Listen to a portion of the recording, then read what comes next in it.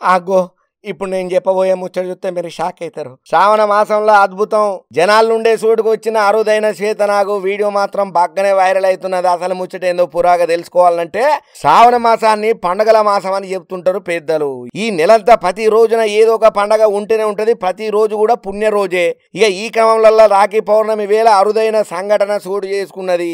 ఒక శ్వేతనాగు జనవాసాలకి వచ్చింది. గదేను జనాలు ఉండే చోటుకు వచ్చిందని చెప్తున్నా.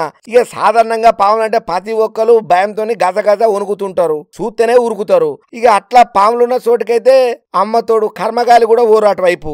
అయితే ఎక్కడైనా పాము పేరు వినబడ్డా దాన్ని చూసినా కూడా దూరంగానే ఉంటారు. వీలైతే అక్కడ నుంచి ఉరుకుతారు తప్ప దగ్గరకైతే ఊరు. అడవులు కొండలు దట్టమైన చెట్లు ఉన్న ప్రదేశాలలో కూడా పాములు ఎక్కువనే ఉంటాయన్న ముచ్చట మనకు ఎరికైనదే. కాకపోతే సాధారణంగా పాములు ఎలకల కోసం మన ఇళ్లకి అత్తుంటాయి అన్నట్టు. బియ్యం సంచుల దగ్గర, సజ్జలల్లా, బట్టలల్లా నక్కి ఉంటాయి. కొన్నిసార్లు బండ్లల్లా, కార్లల్లా, హెల్మెట్లల్లా, ఇంకా కావాలంటే బూట్లల్లా కూడా జొర్రి దాచుకొని ఉంటాయి. ఇక ఇటువంటి ముచ్చట్లయితే మనం బాగానే చూస్తున్నాం రోజుకొక వీడియోల లెక్కన. అయితే ఇటువంటి పాముల వెరైటీ వీడియోలు మనకి ఎప్పుడు కనబడితేనే ఉన్నాయి. ఆ వీడియోలు ట్రెండింగ్ లో పోతున్నాయి. సోషల్ మీడియాలో చక్కర్లు గిర్ర కొడుతూనే ఉన్నాయి.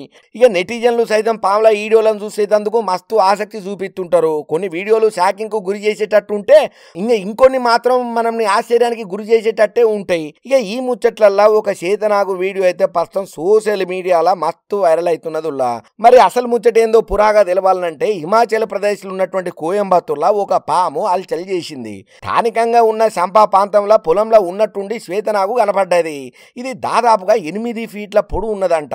ఇంకా అంతేనే కాదు, పడగ ఇప్పి అక్కడ ఉన్న వాళ్ళని చూసి మరలా పొదలకు పోయిందట. అక్కడున్న కొంతమంది శ్వేతనాగు పామును చూసి వాళ్ళ ఫోన్లలో రికార్డు చేసిళ్ళు వీడియోను. శ్వేతనాగు అనేది అర్బినో జాతికి చెందిన పాముగా చెప్తుంటారు చాలా మంది. ఇది అత్యంత అరుదైన పాముగా కూడా చెప్తుంటారు. అయితే ఇది చాలా కొద్ది ప్రదేశాలలో మాత్రమే ఉంటుందని, వేలల్లో పాములుంటే 10ల సంఖ్యలో మాత్రమే శ్వేతనాగులు ఉంటాయని, ఎప్పుడైనా బయటకు అనుకోని సందర్భంగా మాత్రమే కనబడతాయని చెప్పి ఇక ఈ పాములకు సంబంధించిన నిపుణులు అయితే చెప్తున్నారు. అయితే శ్రావణ మాస నేపథ్యంలో శ్వేతనాగు బయటకు అచ్చుడుతూని అక్కడ ఉన్నోళ్ళు అయితే మస్తు ఆనందంతో పొర్ల దండాలు పెడుతున్నారు. కొంతమంది ఈ పామును దైవంగా భావించి అక్కడనే దండం పెట్టుకున్నారు.